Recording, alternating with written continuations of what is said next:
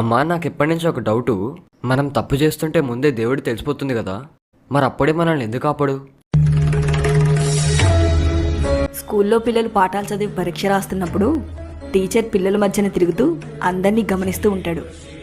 ఒకవేళ ఎవరైనా తప్పుగా రాస్తే వాళ్ళని కోపగించుకోడు, అలాగని ఎవరైనా బాగా రాస్తే వాళ్ళని మెచ్చుకోడు కూడా. తన మనసులో అనుకునేది ఒక్కటే, నువ్వు రాయిరా, ఏవి రాస్తావో రాయి, నీకు ఎలాంటి మార్కులు ఇవ్వాలో నేను తర్వాత ఇస్తాగా అని అనుకొని వదిలేస్తాడు. ఆ తర్వాత తీరిగ్గా కూర్చుని పెన్ను చేతిలో పట్టుకొని మనం చేసేవి తప్పులైనా ఒప్పులైనా ప్రతిదానికి ఒక లెక్క ప్రకారంగా మార్కులు ఇస్తాడు.